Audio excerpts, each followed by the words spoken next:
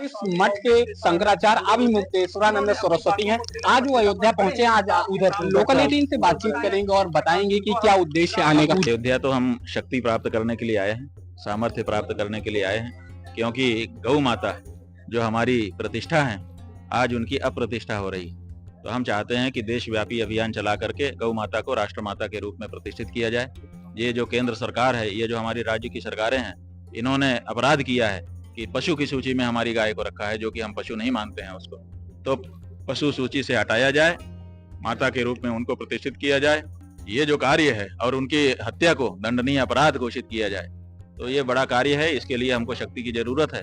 तो हम अयोध्या जी आए हैं, क्योंकि भगवान श्री राम विप्रधेनु सुर संतहित, वो आए ही थे गौ माता की प्रतिष्ठा की रक्षा के लिए। तो उन्हीं से आशीर्वाद लेके शक्ति प्राप्त करके हम जाना चाहते हैं, इसीलिए हम अयोध्या आए। महाराज जी, ये यात्रा कितने दिनों में वृंदावन पहुंचे? ये जो हमारी यात्रा है, ये देखिए 36 प्रदेश हैं भारत के। हम चाहते हैं कि 36वें प्रदेश में गाय की चर्चा शुरू हो जाए, क्योंकि अखिल भारतीय स्वरूप इस चर्चा को मिलना चाहिए। और दूसरे 36 प्रदेश में जल्दी जल्दी भी जाएंगे। हमारे पास तो वो प्लान नहीं है कि हम यहाँ से उड़े वहां चले जाएं। तो हम तो कार से जाना है। तो एक प्रदेश से दूसरे प्रदेश की दूरी में औसत रोज 1000 किलोमीटर हमको चलना पड़ेगा।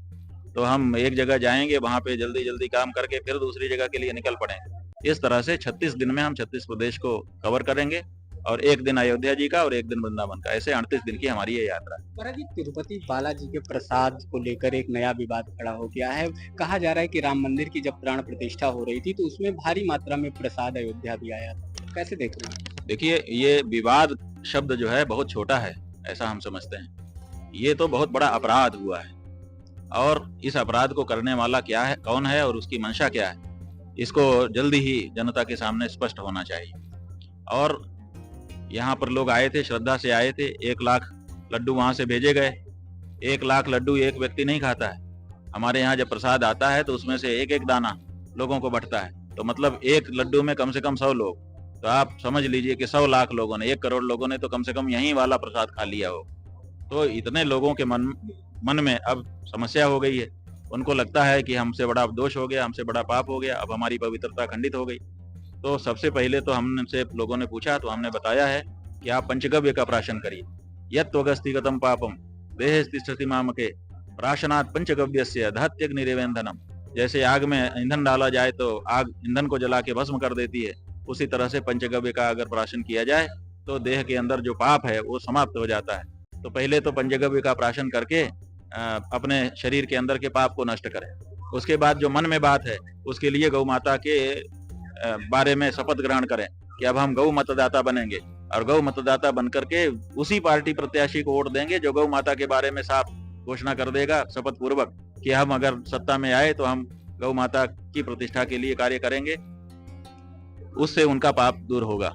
और ये यहाँ के लोगों को भी सोचना चाहिए था कि लड्डू आया है तो उसकी जांच करवा लें, लेकिन भरोसा किया गया। भरोसा तो सब करते हैं, इसलिए दोस्त तो नहीं कहा जा सकता है। लेकिन अब इतनी बड़ी बात आने के बाद हम ये चाहते हैं कि अयोध्या के संतों, महंतों और अयोध्या का जो ये तीर्थ क्षेत्र ट्रस्ट है, इस ट्रस्ट को भी पहल करनी चाहिए। और जैसे वहाँ ये गड़बड़ी हुई, क्यों हुई? क्योंकि अधिकारियों के जिम्मे सब हो गया। वहाँ पर धार्मिक लोगों को पीछे हटा दिया गया। ऐसे ही अब जितने भी देश में मंदिर हैं, उन सब जगहों पर जो धर्म का काम है वो धर्माचार्यों के, राग भोग का काम और पूजा पाठ का काम ये धर्माचार्यों के हवाले किया जाए। बाकी व्यवस्था सरकार की। बात यह है कि तिरुपति में हमने बताया है कि 3 लाख करोड़ रुपया हम लोगों ने अपने घर से ले जाकर के वहां दे दिया। अभी उनके पास 3 लाख करोड़ का सरप्लस अमाउंट है। 11,000 किलो से ज्यादा सोना हम लोगों ने दान कर दिया। इसी तरह से जाने और कितनी संपत्तियां हैं। इतनी संपत्ति होते हुए भी बाजार का खरीदा हुआ घी भगवान के भोग के लिए उपयोग कर रहे हो। कैसे ये कर सकते हो? तुम्हारे पास पैसा है, तुम अपने घर में अच्छी देशी नस्ल की शुद्ध वेद लक्षणा गायों का संरक्षण करो, और उनसे जो दूध हो उससे घी बनाओ और उससे प्रसाद बनाओ। क्यों नहीं करते हो?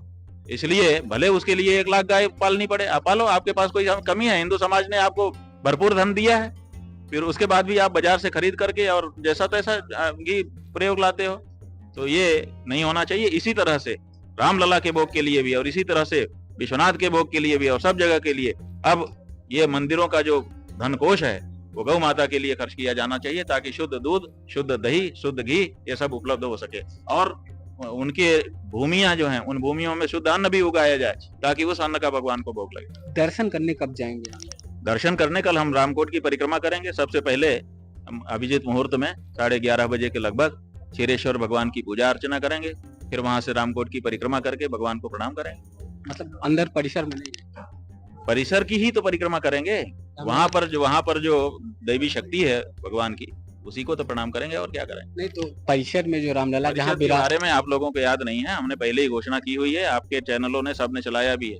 हमने बहुत पहले, अब 5-6 महीना हो चुका इस बात को, तभी हमने कह दिया था कि रामलला का दर्शन करने, उनके सामने खड़े होने के लिए, अभिमुख होने के लिए हम तभी जाएंगे जब जिस गाय के लिए भगवान श्री राम ने अवतार धारण किया था, मनुज अवतार धारण किया था, विप्र धेनु सुर संत हित, उन रामलला के सामने हम तब जाएंगे जब गौ माता को राष्ट्र माता घोषित करा लेंगे, और राष्ट्र माता का दूध दो करके कटोरे में ले करके संतों महंतों के साथ हम दर्शन करने जाएंगे। हे भगवान, हम आए हैं और तुम्हारे लिए राष्ट्र माता का दूध लाए हैं। ये थे हमारे साथ ज्योतिष मठ के शंकराचार्य अभिमुक्तेश्वरानंद सरस्वती जी, जिन्होंने साफ कहा कि जब रामलला का शिखर बनकर तैयार होगा तभी हम दर्शन करने जाएंगे। अयोध्या से लोकल 18 के लिए सर्वेश श्रीवास्तव।